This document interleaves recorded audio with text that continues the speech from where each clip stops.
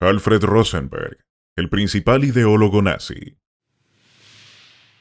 El 8 de noviembre de 1923, Múnich, capital de Baviera, se convertiría en escenario de un levantamiento que buscaba cambiar el rumbo de Alemania. El joven Partido Nacionalsocialista, encabezado por un aún poco conocido Adolf Hitler, intentó tomar el control capturando a figuras políticas clave y asegurando puntos estratégicos de la ciudad. Lo que comenzó como una operación audaz pronto se tornó en desastre. Las fuerzas del gobierno respondieron con fuego contra los manifestantes que marchaban por las calles, dejando 16 muertos y decenas de heridos. Los líderes del golpe fueron arrestados, sometidos a juicio y enviados a prisión. El partido nazi fue proscrito. Sin embargo, para Hitler aquello no era una derrota definitiva. Desde su celda, instruyó a uno de sus más leales colaboradores para que organizara en secreto la Comunidad del Pueblo Alemán Mayor, una red clandestina que mantendría viva la ideología nazi hasta su liberación. Ese hombre, destinado a ocupar un lugar central en la jerarquía del Tercer Reich y a convertirse en el principal teórico del nacionalsocialismo, era Alfred Rosenberg. Rosenberg nació el 12 de enero de 1893 en Tallinn, entonces conocida como Reval, parte del Imperio Ruso. Su padre, Waldemar Wilhelm Rosenberg, era un próspero comerciante vinculado a una firma alemana de ascendencia principalmente báltica, un detalle significativo considerando la futura obsesión de Alfred por la identidad germánica. Su madre, Elfriede, falleció apenas 2 meses después de darlo a luz, víctima de la tuberculosis, una enfermedad que asolaba al mundo en esa época. La familia ya contaba con un hijo mayor, Eugen, fallecido en 1887. Aunque el apellido Rosenberg suele asociarse con orígenes judíos askenazíes, en realidad es de raíz germánica, con un significado ligado a países floridos, colina de rosas o monte de rosas. Durante su vida, circularon rumores sobre una supuesta ascendencia judía, algo que él negó y que probablemente influyó en su fervor por reafirmar una identidad alemana que en términos genealógicos era limitada. Rosenberg se criaría en Estonia, que había sido durante siglos una región disputada conocida históricamente como Livonia. En la Edad Media, fue el epicentro de las Cruzadas del Norte, en las que los caballeros teutónicos y otras órdenes militares buscaron cristianizar a los pueblos paganos. Más tarde, el territorio sería escenario de conflictos entre potencias germánicas como Suecia y Prusia y fuerzas eslavas como Rusia y la mancomunidad polaco-lituana, destacando la Gran Guerra del Norte, que finalmente dejó la región bajo control ruso. Incluso entonces, la comunidad alemana mantuvo un grado de autonomía y su propia identidad cultural, mientras el nacionalismo estonio crecía en el siglo XIX, reivindicando su lengua finougria y sus tradiciones. En 1905, cuando Alfred tenía apenas 12 años, las tensiones entre estonios y autoridades rusas se intensificaron, dejando una huella en su percepción de la política y la identidad nacional. Su infancia fue marcada por la pérdida. Huérfano de madre desde el nacimiento y a los 11 años, también de padre, quedó al cuidado de sus tías. Criado en un ambiente luterano, desarrolló un profundo rechazo hacia la religión, llegando a afirmar que el simple acto de arrodillarse en un templo le provocaba una repulsión irreprimible. Estudió en diversas escuelas de Reval y luego se trasladó a Riga para formarse en el Instituto Politécnico. En paralelo, cultivó un interés por la pintura, afición que curiosamente compartiría con Hitler, aunque nunca intentó convertirla en profesión. Fue en estos años cuando germinaron sus ideas antisemitas. Estonia formaba parte de la denominada zona de asentamiento del Imperio Ruso, donde se concentraban grandes comunidades judías. Reval, como puerto próspero, albergaba una activa y respetada comunidad mercantil judía, heredera de la tolerancia que había caracterizado a la antigua mancomunidad polaco-lituana. Sin embargo, Rosenberg abrazó un antisemitismo radical, sin causa aparente más allá de los prejuicios de la época. Esta combinación de orígenes, pérdidas personales y un entorno cultural en constante tensión moldeó al hombre que años después se convertiría en uno de los arquitectos ideólogos del nazismo. Tras el fallido golpe de Múnich y su papel en la clandestinidad nazi, Rosenberg empezó a perfilar su influencia en el movimiento no solo como un estratega, sino como el cerebro que daría forma a una cosmovisión. Sus escritos, impregnados de misticismo racial y reinterpretaciones sesgadas de la historia europea, buscaban dotar al nazismo de un fundamento intelectual que lo diferenciara de otros movimientos radicales de la época. A partir de este momento, su vida se entrelaza de manera inseparable con el destino del Tercer Reich y sus ideas, tan letales como obsesivas, se expandirían más allá de Alemania, marcando el curso de la ideología nazi en los años previos a la Segunda Guerra Mundial. La Primera Guerra Mundial, Revolución Rusa y mudanza a Alemania. Para el verano de 1914, el eco de los cañones de la Primera Guerra Mundial resonaba incluso en las frías aguas del mar Báltico, una región que hasta entonces había permanecido relativamente aislada de los grandes conflictos europeos. La guerra entre el poderoso imperio alemán y el vasto imperio ruso convertía a toda el área en un hervidero de incertidumbre y temor. Alfred Rosenberg, entonces un joven estudiante en la ciudad de Riga, evitó por poco el combate directo. Sin embargo, el conflicto cambiaría para siempre el curso de su vida y sus convicciones políticas. La proximidad del frente obligó a las autoridades a trasladar las actividades académicas del Instituto Politécnico de Riga a Moscú, en un intento de preservar la continuidad educativa.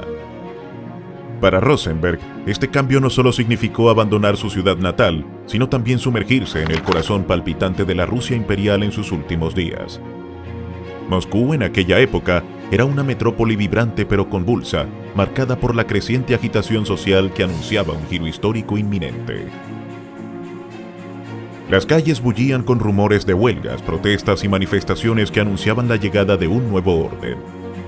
En esta ciudad, Rosenberg alquiló una modesta habitación en el centro compartida con una pareja local que le ofreció refugio en medio de la tormenta política. Allí, mientras continuaba con sus estudios de arquitectura, desarrolló un proyecto final que hoy, a la luz de su historia, resulta siniestro: el diseño de un crematorio. En aquel momento, esta elección parecía una mera cuestión técnica, una muestra de habilidad y conocimiento en su disciplina. Sin embargo, con el paso del tiempo, se convertiría en un símbolo macabro de su futura participación en el régimen nazi y su ideología de exterminio. Durante estos años de estudio y convulsión social, Rosenberg conoció a Hilda Liesmann, quien sería su primera esposa. Su encuentro tuvo lugar en un viaje en tren hacia San Petersburgo, ciudad donde vivían los abuelos de Alfred. Hilda, hija de un empresario próspero, se distinguía por su educación y temperamento, marcadamente distinto a la rigidez y el fervor ideológico de Rosenberg. Su relación avanzó rápidamente y contrajeron matrimonio en 1915, en pleno apogeo del conflicto bélico. La felicidad, sin embargo, sería efímera. En 1917, Hilda enfermó gravemente de tuberculosis, una dolencia común y mortal en aquella época que la dejó al borde de la muerte. Para su recuperación fue enviada a las costas del Mar Negro, donde el aire limpio y el reposo eran considerados la mejor medicina. Mientras Rosenberg intentaba equilibrar la preocupación por la salud de su esposa con la incertidumbre política que consumía a Rusia, el país se desintegraba en caos. La Revolución Rusa estalló en 1917, derribando al régimen imperial y transformando San Petersburgo en Petrogrado, un cambio de nombre intencionado para eliminar cualquier resonancia alemana en plena guerra. Al regresar con Hilda al norte, se encontraron con un país irreconocible, sumido en la violencia y el caos de una revolución que cambiaría para siempre el mapa de Europa. Los bolcheviques, liderados por Lenin, buscaban estabilizar su poder interno y pusieron fin al conflicto bélico, firmando el Tratado de Brest-Litovsk, cediendo enormes territorios, entre ellos las regiones del Báltico, al control alemán. No obstante, esta dominación alemana en Estonia fue efímera. En noviembre de 1918, con la derrota alemana en el frente occidental, estalló la Guerra de Independencia de Estonia. Nacionalistas y diversas tropas extranjeras luchaban por el control de un territorio que, tras siglos de dominación extranjera, aspiraba a la autodeterminación. Para Rosenberg y otros estonios de origen alemán, la situación se tornó insostenible. Miles de personas con raíces alemanas comenzaron a huir precipitadamente, cargando con lo poco que podían, rumbo a lo que quedaba de un imperio alemán derrotado y fracturado. Alfred emprendió el camino hacia Berlín, la ciudad donde esperaba reconstruir su vida y carrera profesional. Allí trató de ingresar en el despacho de Peter Behrens, una figura prominente de la arquitectura europea, conocido por haber sido mentor de iconos como Walter Gropius y Ludwig Mies van der Rohe. Sin embargo, la estabilidad que buscaba se desvaneció pronto.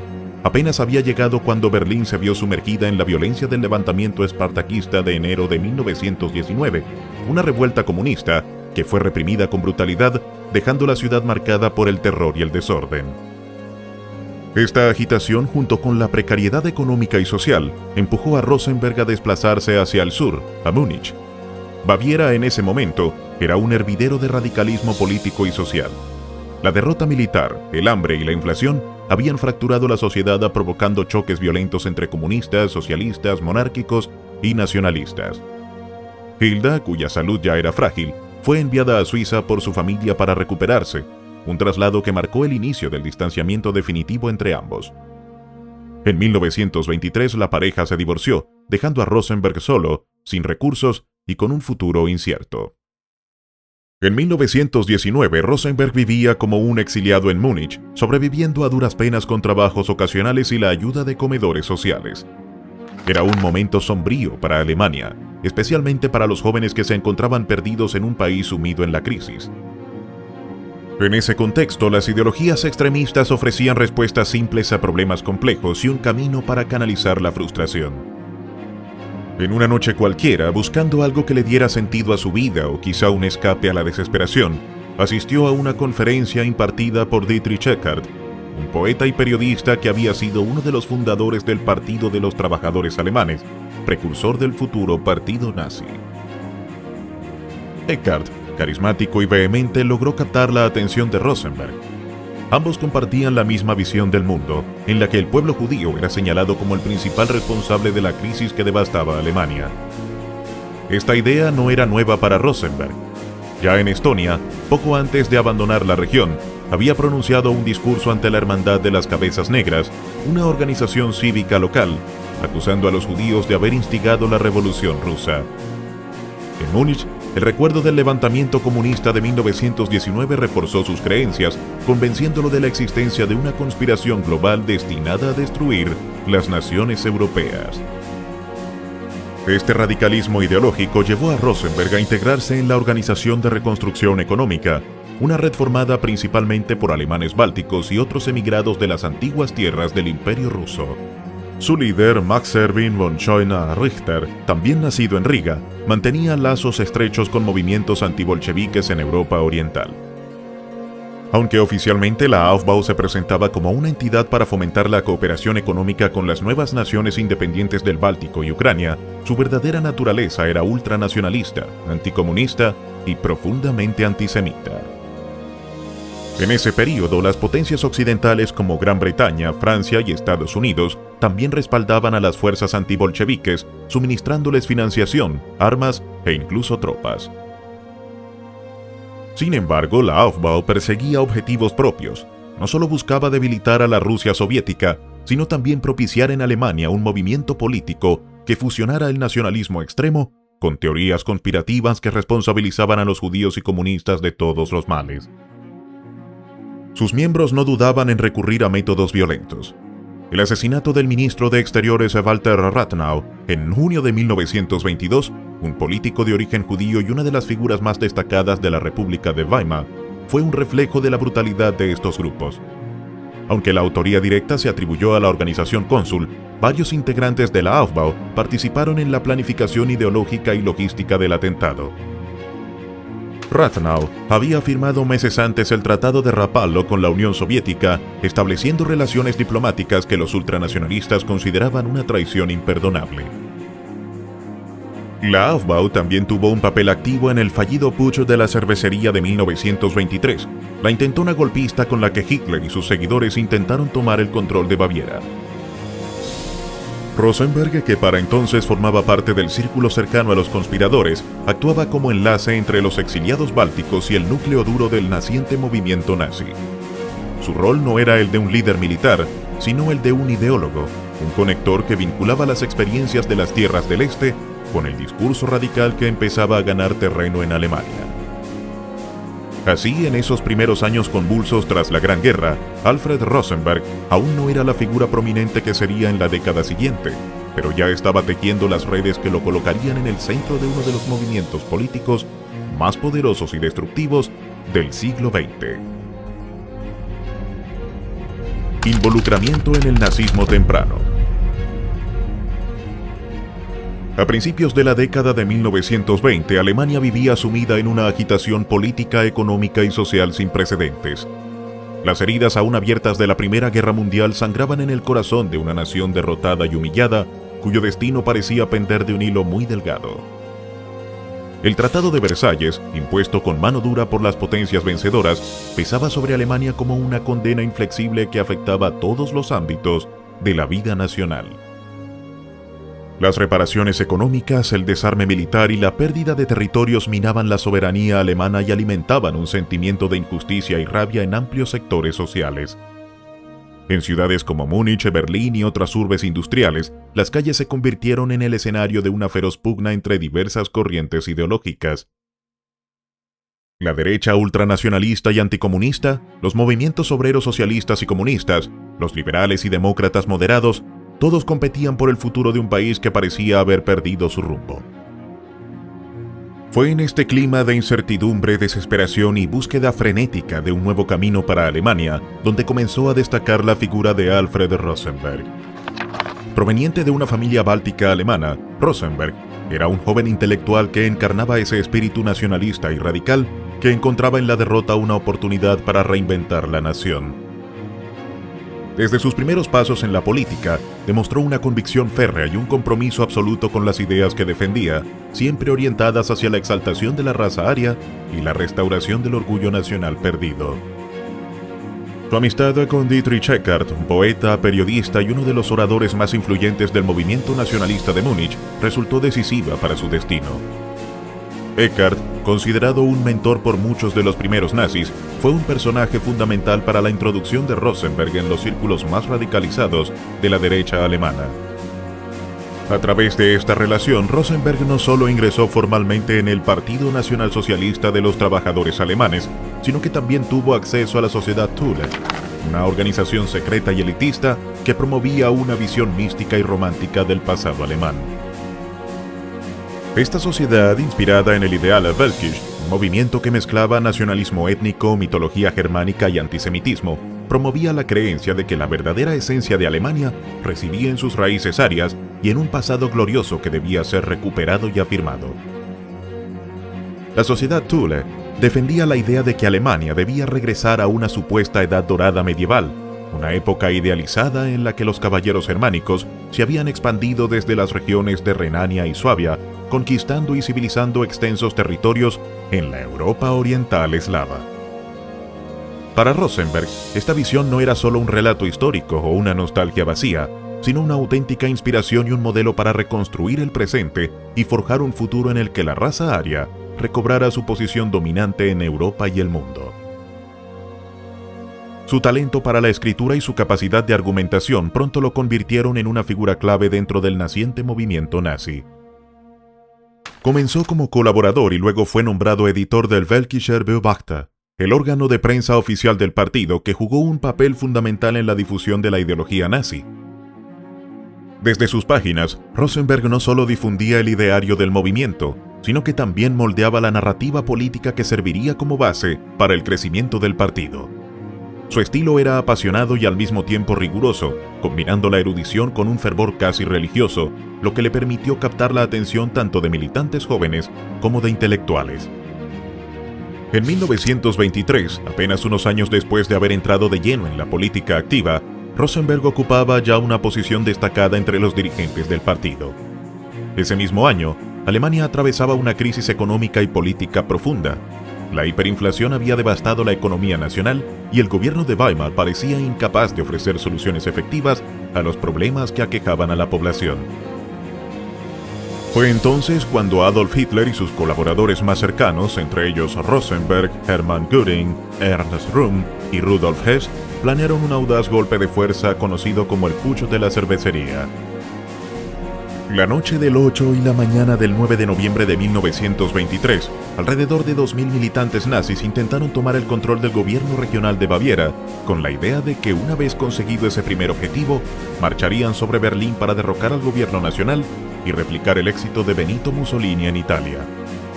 Rosenberg estuvo allí, hombro con los líderes del movimiento, demostrando una lealtad inquebrantable y una disposición a arriesgarlo todo por sus ideales y por la causa nacionalista que profesaban. Aunque el plan fracasó en pocas horas y Hitler fue condenado a 5 años de prisión, de los cuales cumpliría menos de 1, Rosenberg salió del episodio con apenas una reprimenda. La indulgencia de las autoridades bávaras, posiblemente motivada por la debilidad del gobierno central y la simpatía de algunos sectores conservadores con la causa nacionalista, le permitió seguir trabajando por la causa nazi sin mayores obstáculos. Y lejos de retirarse o abandonar la política, Rosenberg asumió un papel aún más decisivo en la reorganización del movimiento. Con el partido oficialmente prohibido tras el fracaso del Putsch, Rosenberg recibió instrucciones directas de Hitler desde la cárcel: mantener vivo el movimiento bajo nuevas formas y evitar que la maquinaria nazi se desmoronara.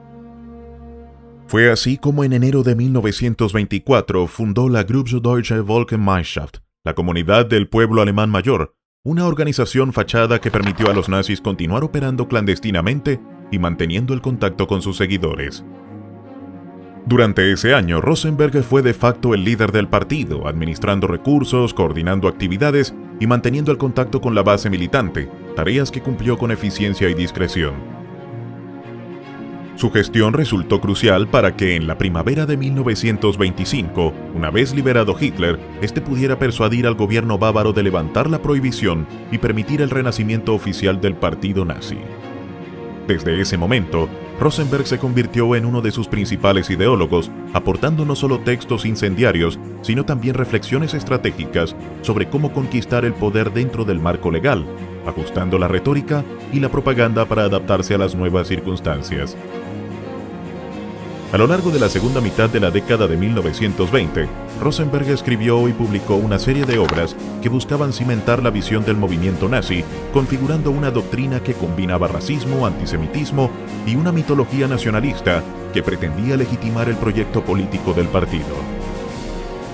Entre estas obras se encontraban títulos polémicos y de fuerte contenido ideológico como Inmoralidad en el Talmud, Los Protocolos de los Sabios de Sion y La Política Mundial Judía, donde desarrollaba sus críticas y advertencias sobre lo que consideraba amenazas existenciales para Alemania. Sus escritos mostraban su capacidad para articular ideas de manera coherente y persuasiva, ganándose la reputación de intelectual del partido, una etiqueta que le distinguía dentro de un movimiento mayoritariamente dominado por la oratoria y la acción directa. En el plano personal, Rosenberg contrajo matrimonio por segunda vez con Hedwig Kramer. De esta unión nacieron 2 hijos, aunque el varón falleció tempranamente debido a una enfermedad, lo que marcó profundamente a la familia. Su hija Irena, en cambio, sobrevivió y sería una de las pocas luces personales en la intensa vida política y académica de su padre, brindándole un refugio en medio de la vorágine política que lo rodeaba. Pero quizá uno de los escenarios donde Rosenberg dejó una huella más profunda y duradera fue en la Nordische Gesellschaft, la sociedad nórdica, fundada en 1921 con el objetivo de fortalecer los lazos culturales y políticos entre Alemania y las naciones escandinavas. Desde esta plataforma, Rosenberg impulsó una visión de unidad cultural germánica, evocando el pasado glorioso de la Liga Hanseática y sus extensas redes comerciales en los mares Báltico y del Norte, como símbolos de una colaboración racial y cultural superior. Bajo su liderazgo, la sociedad nórdica organizó una serie de eventos de gran impacto, diseñados para resaltar las raíces comunes y proyectar la imagen de una comunidad nórdica fuerte y cohesionada. Entre estos destacaron la Semana Nórdica en Lübeck en 1921, que reunió a intelectuales y políticos de varios países, la Exposición de Arte Islandés en 1928 y el Año del Mar Báltico en 1931. Estas actividades no solo tenían un valor cultural, sino que buscaban consolidar una narrativa política que apoyara la ideología nazi de supremacía racial y unidad germánica. La organización no se limitaba exclusivamente a lo cultural. Sus publicaciones defendían la idea de que los pueblos germánicos representaban el pináculo de la civilización europea. Con la llegada de los nazis al poder en los años 30, esta sociedad se integró plenamente en la maquinaria propagandística del régimen, sirviendo como vehículo para proyectar la ideología nazi en el exterior y reforzar las alianzas con países nórdicos. El punto culminante de la producción intelectual de Rosenberg llegó en 1930 con la publicación de El mito del siglo XX. Esta obra fue un texto de referencia para la ideología nazi. En él, Rosenberg planteaba la existencia de una supuesta raza aria pura que, según él, había sido el motor fundamental de los grandes logros de la humanidad. Identificaba a los pueblos germánicos y nórdicos como sus herederos más fieles y predestinados a liderar el mundo. Con un estilo ambicioso y una retórica grandilocuente, Rosenberg trató de reescribir la historia universal bajo un prisma racial que se ajustaba a sus convicciones ideológicas. Atribuyó la construcción de las pirámides de Egipto a los arios, presentó a Jesús como una figura con ascendencia germánica y reinterpretó episodios históricos como las guerras de religión francesas como intentos por destruir la influencia aria en Europa. Aunque estas afirmaciones carecían de base científica y eran producto de una construcción ideológica sin fundamentos sólidos, fueron presentadas con una erudición aparente que les dio gran atractivo y legitimidad en la Alemania de la época, especialmente para aquellos sectores que buscaban una explicación mística y racista a la historia. Rosenberg reconocía sus influencias intelectuales y en especial la obra de Houston Stewart Chamberlain, un británico afincado en Alemania, cuya publicación Los Fundamentos del siglo XIX había defendido el etnonacionalismo y el antisemitismo desde una óptica pseudocientífica. Rosenberg tomó estas ideas y las amplificó buscando dotarlas de un marco histórico más amplio y de un carácter casi místico que sirviera para justificar el proyecto nazi.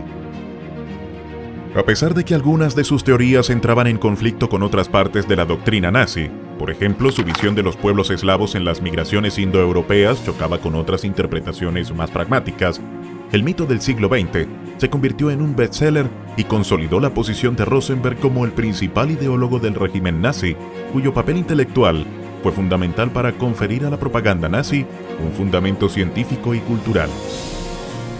El contexto histórico de la década de 1930 favoreció su influencia. Tras la prosperidad relativa de la segunda mitad de los años 20, el colapso de Wall Street en 1929 y la subsiguiente Gran Depresión crearon un clima de desesperación y descontento generalizado que los nazis supieron explotar hábilmente. Entre 1930 y 1932, el Partido Nacionalsocialista Obrero Alemán pasó de ser un partido regional limitado a Baviera a convertirse en la fuerza política más poderosa de Alemania. Rosenberg, desde su lugar, aportó la narrativa ideológica que dotó al movimiento de una coherencia interna y una justificación histórica para su proyecto político, lo que facilitó la captación de nuevos adeptos y el establecimiento de alianzas estratégicas. El acuerdo con sectores conservadores y aristocráticos que temían el avance del comunismo abrió finalmente las puertas del poder a los nazis. En enero de 1933, Adolf Hitler fue nombrado canciller de Alemania y en marzo, con la aprobación de la ley habilitante, el gobierno nazi obtuvo facultades extraordinarias para gobernar por decreto, eliminando los controles democráticos. Un año después, Hitler unificó los cargos de presidente y canciller, proclamándose Führer de Alemania. En este escenario de consolidación del régimen, las obras de Rosenberg, sus discursos y su red de contactos culturales adquirieron una difusión masiva, proyectándolo como el gran arquitecto intelectual del Tercer Reich y una de las mentes más influyentes detrás de la ideología oficial. Para muchos dentro del partido, Rosenberg no era solo un teórico aislado, era un hombre de visión, un estratega capaz de conectar el pasado con un proyecto político concreto y de articular una narrativa convincente para justificar las acciones presentes y futuras del régimen. Su influencia se extendía más allá de los libros y discursos, permeando la educación, la propaganda, la política cultural y hasta la diplomacia del régimen nazi, consolidándolo como una figura clave en la maquinaria ideológica del Tercer Reich. Su ascenso al poder y sus primeros roles. Durante la década que siguió a la llegada de Adolf Hitler al poder, Alfred Rosenberg ocupó múltiples cargos e influyó en diversas áreas que definieron el rumbo del Tercer Reich.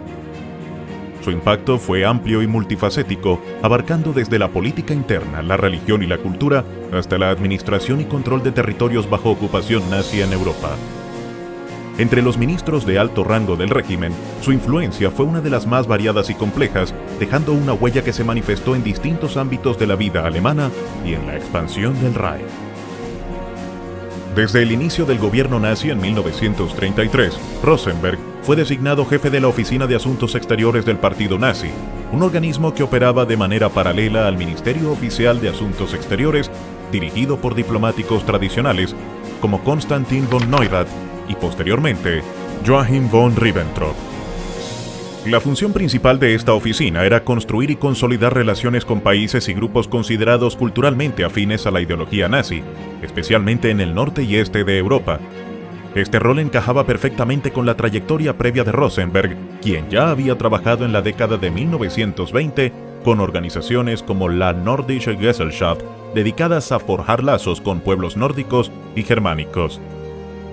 Su visión sobre la política exterior alemana estaba plasmada en su libro de 1927, El futuro curso de la política exterior alemana, donde expresaba su intención de reforzar la influencia de Alemania en regiones consideradas racial y culturalmente compatibles. Desde la sede de la oficina, ubicada en el emblemático Hotel Adlon en el centro de Berlín, Rosenberg recibía a dignatarios extranjeros y realizaba giras diplomáticas para fortalecer alianzas con movimientos nacionalistas en países nórdicos. Por ejemplo, logró acercamientos con el National Samling de Noruega, un partido de derecha que más tarde colaboraría activamente con la ocupación nazi. No obstante, a pesar de algunos éxitos aislados, la diplomacia de Rosenberg enfrentó grandes obstáculos. Su discurso ideológico, impregnado de conceptos raciales y pseudocientíficos, chocaba con la práctica más pragmática y realista de la política internacional. Esto provocó que muchos interlocutores extranjeros desconfiaran o no pudieran alinearse completamente con su visión. A medida que la década avanzaba y la política nazi se orientaba hacia la expansión militar y la imposición directa de su dominio, la Oficina de Asuntos Exteriores fue perdiendo relevancia y casi quedó inactiva a finales de los años 30. Sin embargo, el verdadero campo de batalla donde Rosenberg desplegó sus mayores esfuerzos y donde dejó una marca más profunda fue en la esfera religiosa. Apenas los nazis consolidaron su poder, Rosenberg fue puesto al frente de lo que se denominó el Kirchenkampf, o lucha contra la Iglesia. En un país donde la mayoría de la población era cristiana, aproximadamente 2/3 protestantes y 1/3 católicos, el régimen nazi veía a las iglesias establecidas como un obstáculo para sus planes ideológicos y políticos. Históricamente, el nazismo se entendía en parte como una religión nacionalista y étnica, donde Hitler era percibido por sus seguidores casi como una figura mesiánica. En este sistema de creencias, las ideas raciales defendidas por Rosenberg se volvieron esenciales y la lucha contra otras religiones, particularmente el cristianismo tradicional, se convirtió en una prioridad. Rosenberg se destacó como uno de los principales ideólogos y promotores de esta confrontación. La Iglesia Católica Romana, con su estructura jerárquica y centralizada, representaba el objetivo principal. A pesar de ser minoría en número, su influencia política y social era considerable. Por otro lado, el protestantismo alemán estaba fragmentado en múltiples denominaciones, luteranos, calvinistas, moravos, lo que dificultaba una respuesta unificada, aunque también era blanco de la persecución nazi. Rosenberg y Hitler tomaron inspiración de un episodio histórico previo conocido como Kulturkampf, una campaña del siglo XIX que buscó limitar el poder de la Iglesia y promover el control estatal sobre la educación y otras áreas. El Kirchenkampf fue un proceso gradual que comenzó en 1933 y se extendió durante toda la década. Hitler era consciente de que una supresión total y rápida de las iglesias sería contraproducente y probablemente imposible, dado el arraigo cultural y social de la religión en Alemania. Por ello, la estrategia se enfocó en debilitar poco a poco su influencia, especialmente la política, sin provocar un enfrentamiento directo que pudiera movilizar a la población en su contra. Uno de los hitos en este proceso fue la firma del Reich Concordat en 1933, un acuerdo entre el Vaticano, representado por el futuro Papa Pío XII, y el gobierno alemán. Este tratado garantizaba ciertos privilegios a la Iglesia Católica en Alemania a cambio de la renuncia de la Iglesia a participar en política activa. Aunque a primera vista parecía una tregua, en los años posteriores, el régimen nazi incrementó las medidas represivas y restrictivas contra las actividades eclesiásticas, buscando erosionar su poder desde dentro. Pero Rosenberg no solo se dedicó a atacar a las iglesias tradicionales, también fue un impulsor ferviente de una religión alternativa que intentaba reemplazar al cristianismo en Alemania. Este neopaganismo nazi mezclaba elementos del folclore germánico y nórdico con una visión racializada y esotérica del mundo. En este terreno, Rosenberg contó con el apoyo de figuras como Heinrich Himmler, jefe de las SS, quien incorporó numerosos símbolos y rituales paganos en la organización paramilitar. La religión alternativa promovida por Rosenberg era un collage de ideas que combinaban interpretaciones históricas vagas y conceptos esotéricos con un fuerte componente racialista. Por ejemplo, Rosenberg integró aspectos del catarismo, una secta herética medieval que había surgido en el sur de Francia y que postulaba la existencia de dos dioses opuestos, uno bueno y otro maligno. Esta visión dualista, junto con una concepción distinta de la naturaleza humana y el alma, contrastaba radicalmente con el dogma cristiano y encajaba en la narrativa nazi sobre la lucha entre fuerzas opuestas. Además, esta religión neopagana exaltaba a dioses antiguos de los pueblos germánicos y nórdicos como Thor y Odín, como símbolos de la supuesta pureza y fuerza de la raza aria. Sin embargo, más allá de estos elementos concretos, el sistema de creencias promovido por Rosenberg carecía de coherencia y más bien funcionaba como un entramado ecléctico de ideas que él y sus seguidores encontraban suficientes para justificar su proyecto ideológico. Este neopaganismo, aunque marginal en términos de masas, tuvo una influencia significativa en la simbología nazi y en algunas prácticas dentro de las SS y otras instituciones del régimen. La combinación de misticismo, racialismo y mitología antigua ayudó a crear un aura de exclusividad y destino manifiesto que sustentaba el aparato ideológico del nazismo. Alfred Rosenberg no limitó su influencia a la esfera religiosa dentro del Tercer Reich, sino que su ambición se extendió a todos los rincones de la cultura alemana, buscando moldearla a su imagen y semejanza. En 1934, el régimen nazi creó la AMT Rosenberg, también conocida como la Oficina Rosenberg, un organismo con apariencia oficial que funcionaba como un departamento gubernamental encargado de supervisar la política cultural y social en Alemania. Esta oficina actuó como el epicentro ideológico desde donde se definían y aplicaban muchas de las ideas culturales que sustentaban la ideología nazi. La AMT Rosenberg ejercía un poder significativo en el ámbito literario y cultural, pues no solo definía qué libros eran considerados antialemanes y debían ser censurados o prohibidos, sino que también decidía qué autores debían ser promovidos por defender abiertamente el nacionalismo alemán. Así, figuras como Thomas Mann, Bertolt Brecht y Erich Maria Remarque fueron blanco de duras críticas y censuras por parte de esta oficina debido a sus obras y posturas consideradas antipatrióticas. Por el contrario, escritores y artistas que reflejaban los valores y dogmas nazis gozaron del respaldo institucional.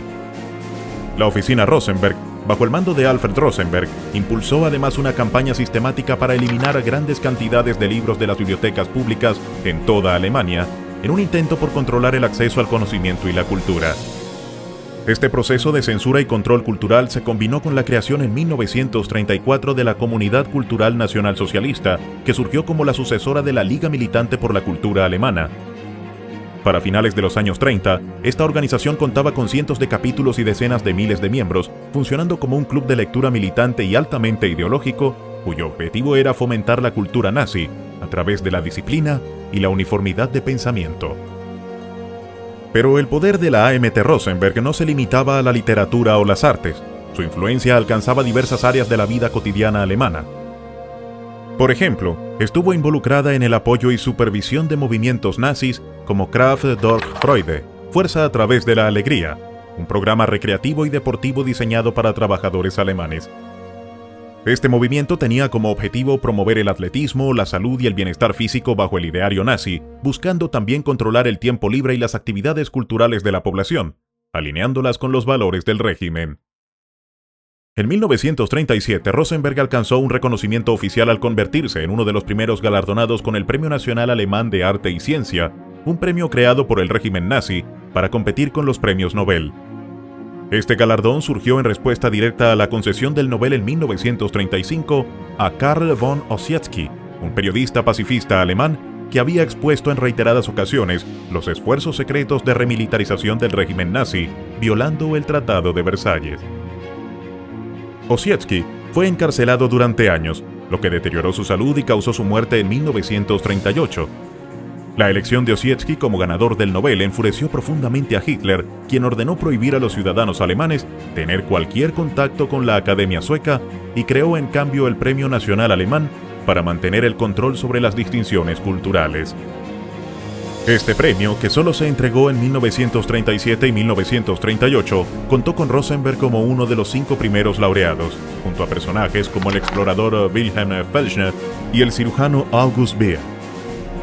Rosenberg fue reconocido por su labor en la difusión de las ideas raciales y de la eugenesia nazis, con especial énfasis en su libro El mito del siglo XX, una obra que se convirtió en un texto de referencia para la ideología racial del nazismo.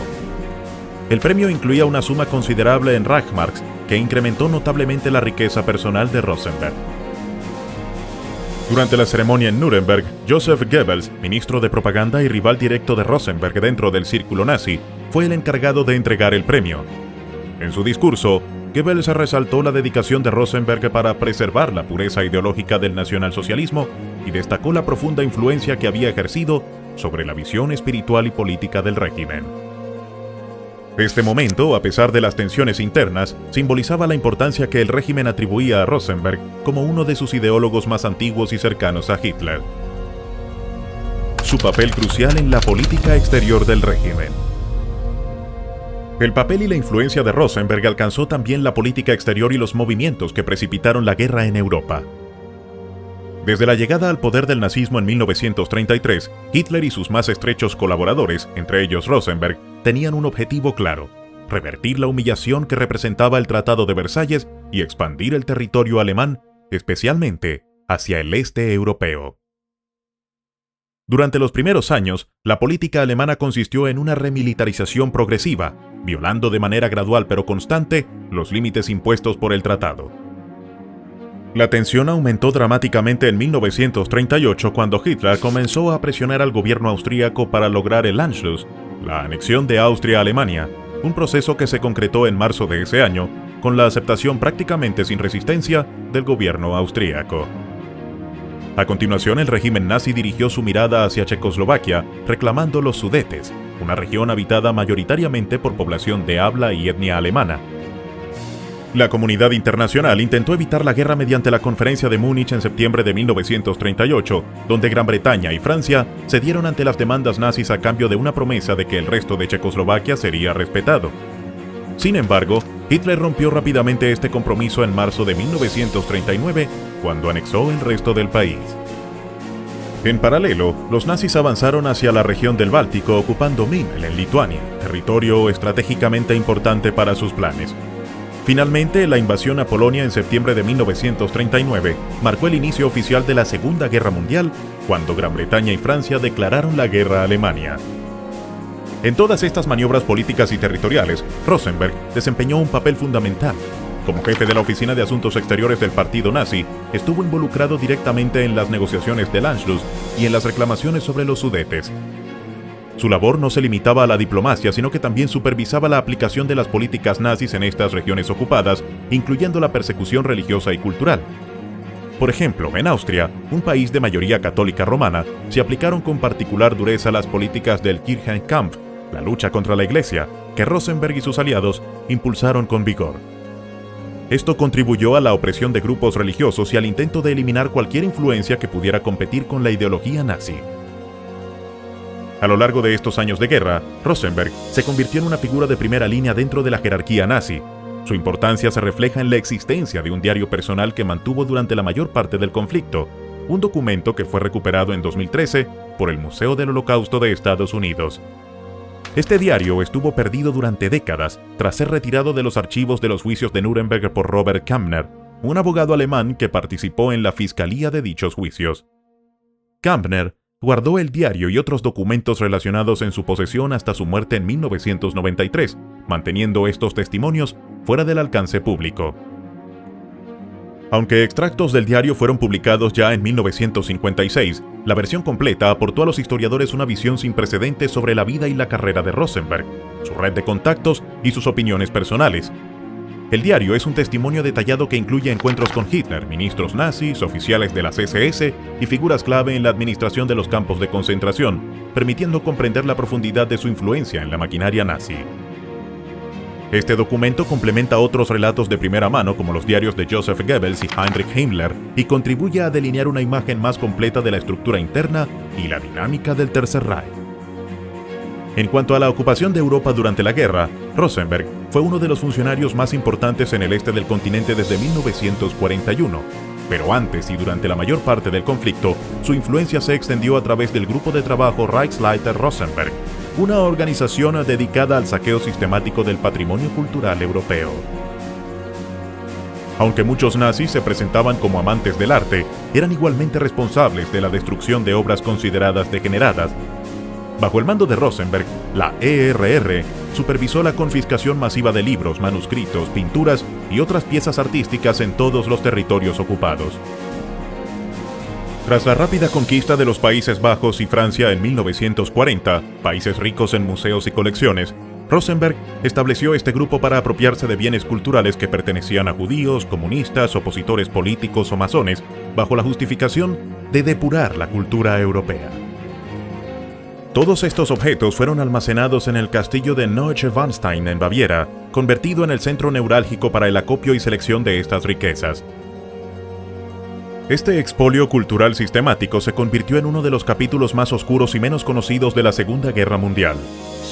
Durante la Segunda Guerra Mundial, se calcula que casi 500.000 de toneladas de valiosos artefactos culturales fueron confiscados por un grupo de trabajo nazi especializado en el saqueo sistemático. Esta gigantesca operación convirtió a Alfred Rosenberg en uno de los saqueadores culturales más prolíficos y notorios de la historia moderna. Su obsesión por acumular y controlar el patrimonio artístico y cultural de los territorios ocupados trascendió la mera codicia. Se trataba de un esfuerzo deliberado para borrar las identidades nacionales y reconstruir una Europa dominada por la ideología nazi. Sin embargo, la voracidad de Rosenberg no quedó intacta tras el fin del conflicto. Durante años posteriores a la guerra, innumerables objetos robados desaparecieron en el mercado negro, mientras otros quedaron diseminados en colecciones privadas y reconocibles para sus legítimos dueños. Hoy, a más de 80 años de aquellos hechos, la recuperación de estos bienes continúa, aunque muchos de ellos se consideran irremediablemente perdidos para la memoria colectiva. Pero la historia de Rosenberg en la guerra no solo se limita a sus actos como saqueador cultural. La guerra lo llevaría de manera irónica y trágica de regreso a su lugar de origen. En el verano de 1939, justo antes de que estallara la invasión alemana a Polonia y la subsecuente declaración de guerra por parte de Gran Bretaña y Francia, un pacto secreto marcó el destino de Europa del Este. Los nazis y la Unión Soviética firmaron un pacto de no agresión que incluía cláusulas para dividirse territorialmente la región. Conforme a este acuerdo, los soviéticos invadieron y anexaron Estonia en el verano de 1940, poniendo fin a la breve independencia que el país había mantenido durante 2 décadas, desde el fin de la Primera Guerra Mundial y tras su guerra de independencia. Sin embargo, el frágil equilibrio entre los dos regímenes totalitarios no duraría mucho. Para 1941, el Tratado de Amistad nazi-soviético se había roto y Hitler ya preparaba una nueva ofensiva contra el comunismo soviético. Fue entonces cuando en junio de ese año comenzó la Operación Barbarroja, un ataque masivo con más de 3 millones de soldados alemanes y sus aliados que cruzaron la frontera oriental en Polonia, desencadenando uno de los conflictos militares más grandes de la historia. En cuestión de semanas, ciudades como Minsk en Bielorrusia cayeron y la capital de Estonia, Tallinn, fue rodeada y tomada tras la retirada soviética. Para el otoño, la Alemania nazi dominaba extensas regiones de Europa del Este. En este contexto, Hitler confió a Rosenberg un papel clave, otorgándole el título de jefe del Ministerio del Reich para los territorios ocupados del Este, una posición que reflejaba tanto su cercanía personal con Hitler como su conocimiento íntimo de la región báltica, donde había pasado gran parte de su juventud. Este nombramiento representaba para Rosenberg un retorno inesperado y dramático a su tierra natal, más de 20 años después de haber huido de Reval, actual Tallinn, tras el final de la Primera Guerra Mundial. Regresaba ahora como líder de la administración nazi en Estonia, responsable directo de la gobernanza y explotación de vastas áreas bajo control alemán. Su misión era clara y brutal: administrar una parte significativa de Europa del Este con el objetivo de crear un Lebensraum, un espacio vital para el pueblo alemán, relegando a los pobladores locales, en su mayoría eslavas, rusas y ucranianas, a un estatus de siervos. Esta visión racista y expansionista estaba respaldada por los escritos de Rosenberg, que justificaban ideológicamente la subordinación de estos pueblos. Curiosamente, aunque Rosenberg era ferozmente antisemita y anticomunista, su animadversión hacia los eslavos era relativamente menor, probablemente influida por su propia herencia báltica alemana. Dentro del régimen nazi, sin embargo, no existía un consenso total sobre cómo se debía llevar a cabo esta transformación del este. Figuras poderosas como Hermann Göring y Heinrich Himmler tenían planes radicales, incluso genocidas, para liberar tierras y eliminar poblaciones enteras. Göring, por ejemplo, propuso el asesinato masivo de decenas de millones con el objetivo de despejar tierras para colonos alemanes. Otros sugirieron establecer fronteras extremas, como una línea que abarcaría desde Astracán, en el Mar Caspio, hasta Arcángel, en el Mar Blanco, con deportaciones masivas hacia Siberia. En contraste, Rosenberg propuso una administración menos brutal en teoría, dividiendo el territorio en 4 grandes jurisdicciones imperiales, los Reichskommissariats, que facilitarían un control administrativo organizado. Uno de esos Reichskommissariats fue Ostland, que incluiría Estonia, Letonia, parte de Lituania y el norte de Bielorrusia. El nombre Ostland evocaba su identidad báltica y alemana, ya que era un término usado durante la Edad Media para describir la región del Mar Báltico cuando la Orden Teutónica conquistaba y colonizaba el territorio. Los otros 3 Reichskommissariats estaban destinados a Ucrania, el Cáucaso y Moscovia, este último abarcando Moscú y el oeste ruso hasta el río Volga. No obstante, estos planes se quedaron en gran medida en teoría, ya que Moscú nunca fue conquistada y la guerra impidió su total ejecución. Su papel en la cuestión judía.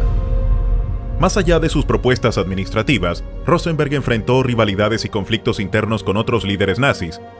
Hitler fomentaba intencionadamente la competencia entre los subordinados para mantenerlos bajo control y asegurarse su lealtad. En el este, Rosenberg tuvo fuertes enfrentamientos con Göring, Himmler y Hans Frank, este último jefe del gobierno general de la Polonia ocupada. Cada uno controlaba diferentes aspectos: recursos, seguridad, política, y todos se disputaban la influencia y el poder. Uno de los principales focos de Rosenberg fue la propaganda.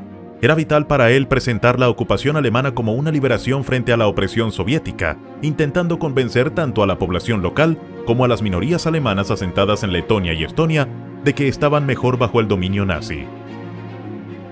Sin embargo, esta narrativa chocaba con la dura realidad de la represión y la explotación sistemática. Una obsesión peculiar de Rosenberg fue desmantelar el sistema agrícola soviética basado en granjas colectivas o kolkhoz. En febrero de 1942 impulsó una ley agraria para eliminar estas granjas y devolver la propiedad de la tierra a manos privadas, un enfoque sorprendente en plena guerra que muchos políticos consideraban extraño e incluso impráctico. Mientras tanto, Rosenberg no dudó en ser uno de los principales responsables de la política genocida contra los judíos en el este. En el invierno de 1941 declaró que Estonia estaba limpia de judíos después que las Einsatzgruppen, escuadrones de la muerte móviles, asesinaran a casi todos los judíos que no lograron huir antes de la llegada alemana. Entre los líderes nazis, Rosenberg fue uno de los más explícitos en su apoyo al Holocausto. En noviembre de 1941, en un discurso crucial, afirmó que la cuestión judía solo podría resolverse mediante la exterminación total del pueblo judío en Europa, llegando incluso a sugerir que debían ser obligados a cruzar más allá de los Urales o ser eliminados por completo. Su discurso reflejaba la brutal ideología que sustentaba el genocidio sistemático en marcha. Aunque no estuvo presente en la conferencia de Wannsee en enero de 1942, donde se coordinó la solución final, sus colaboradores más cercanos como George Leibbrandt y Alfred Meyer participaron y mantuvieron informado a Rosenberg sobre las decisiones tomadas. A partir de ese momento, se convirtió en un actor clave en la implementación del Holocausto en los territorios bajo su control. En Letonia, por ejemplo, se calcula que aproximadamente 70.000 judíos fueron asesinados de una población previa a la guerra de 93.000. En Ucrania, Rosenberg visitó el gueto judío de Rion durante el verano de 1942, apenas semanas antes de que este fuera liquidado y sus habitantes enviados a campos de exterminio. La complejidad y crueldad de la administración nazi en Europa del Este, personificada en figuras como Rosenberg, revelaron la brutal estrategia ideológica y política detrás de la ocupación y el genocidio. Caída del Reich y juicio de Nuremberg.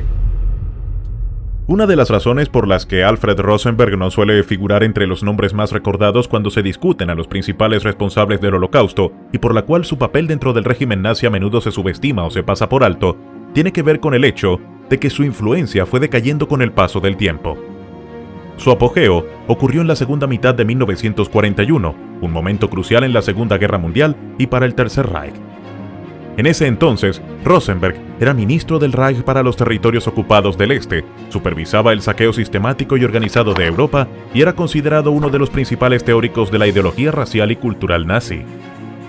Sin embargo, desde esa época en adelante su poder comenzó a disminuir. Este declive no fue producto de un solo factor, sino de una combinación compleja de circunstancias políticas y militares.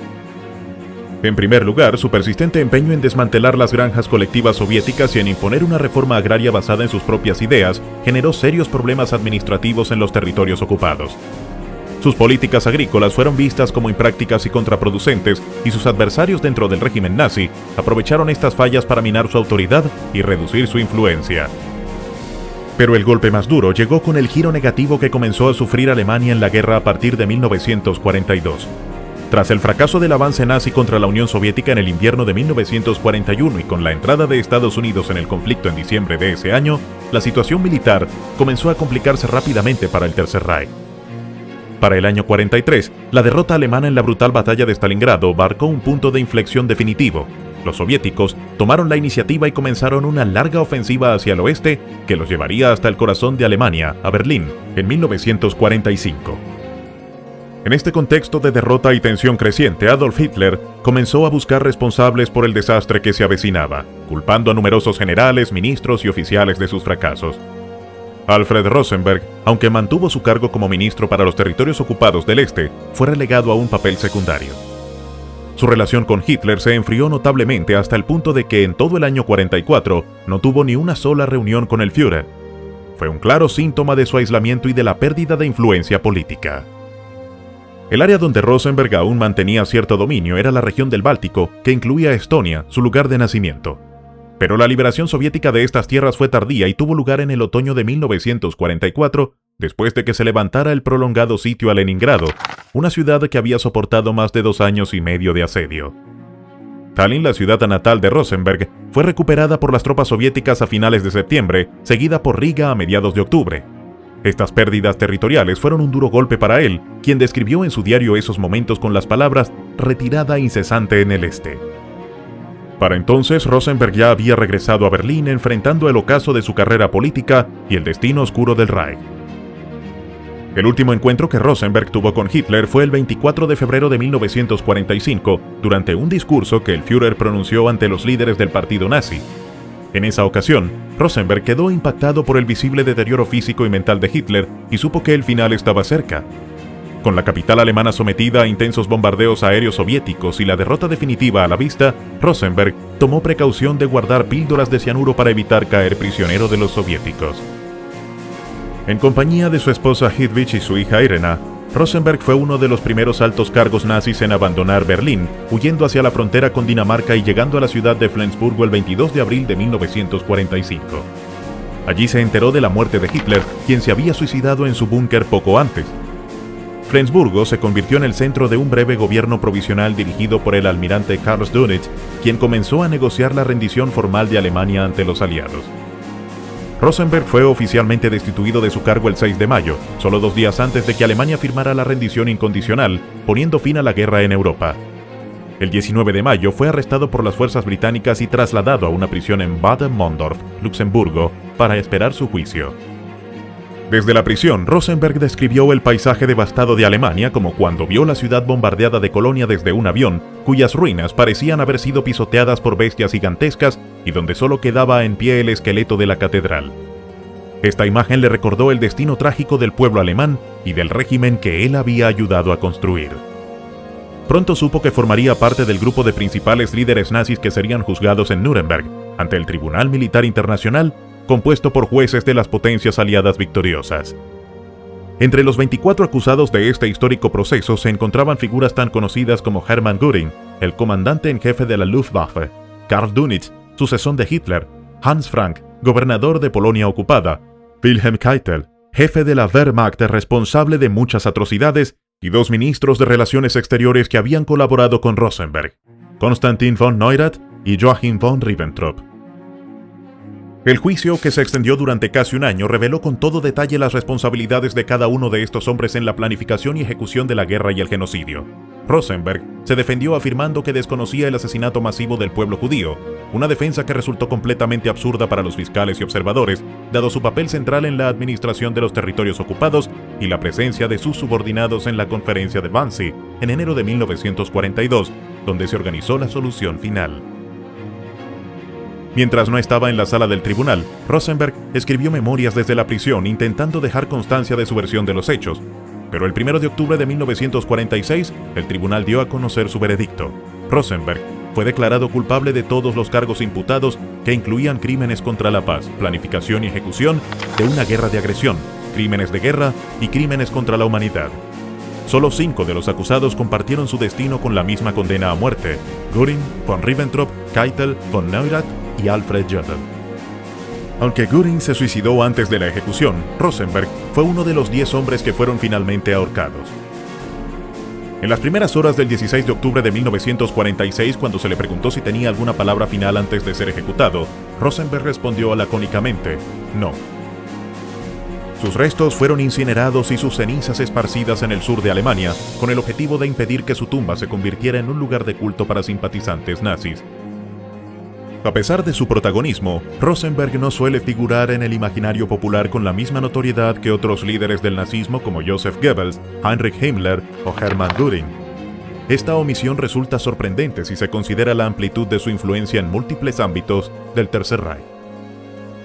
Nacido en Estonia, se trasladó a Alemania al final de la Primera Guerra Mundial, y desde principios de los años 20 fue un activo miembro de movimientos ultranacionalistas y del partido nazi. Durante más de una década, escribió libros y panfletos que promovían teorías pseudocientíficas sobre supuesta superioridad racial de los arios nórdicos, y su antisemitismo vehemente caló profundamente en el ambiente político y social de la Alemania de entreguerras. Estos escritos, aunque basados en ideas fantasiosas y sin respaldo científico, encontraron un público dispuesto en un país sumido en la crisis y humillación tras la derrota en la Primera Guerra Mundial. La combinación de antisemitismo, nacionalismo extremo y racismo biológico que Rosenberg defendía fue clave para la aceptación de la ideología nazi. Gracias a esto, ganó la confianza y el apoyo de Adolf Hitler, quien le otorgó múltiples cargos en el gobierno nazi tras su llegada al poder en 1933. Entre sus responsabilidades estuvieron la dirección de la Oficina de Asuntos Exteriores del partido nazi, un rol destacado en la persecución y control de las iglesias cristianas en la llamada Kirchenkampf, y la promoción de diversas iniciativas culturales y propagandísticas alineadas con la visión racial del régimen. Durante la guerra, Rosenberg se convirtió en una figura clave en la administración de los territorios del Este, donde supervisó la implementación de políticas genocidas contra los pueblos eslavos y judíos, aplicando en la práctica las ideas raciales extremas que había propagado desde hacía décadas. Durante el juicio de Nuremberg, los fiscales hicieron hincapié en que Rosenberg fue, en muchos sentidos, uno de los arquitectos intelectuales del nazismo, responsable de dar forma a su ideología desde sus inicios. No hubo duda sobre su responsabilidad en los crímenes cometidos ni sobre su rol central en la estructura del régimen. Pero, ¿qué opinas tú? ¿Consideras que Alfred Rosenberg fue realmente uno de los cerebros detrás de esta ideología racial más extrema del nazismo? ¿O crees que su importancia ha sido amplificada por sus propios intentos de autopromoción y los historiadores? ¿Qué lugar debería ocupar en la historia del Tercer Reich? Te leeré en los comentarios.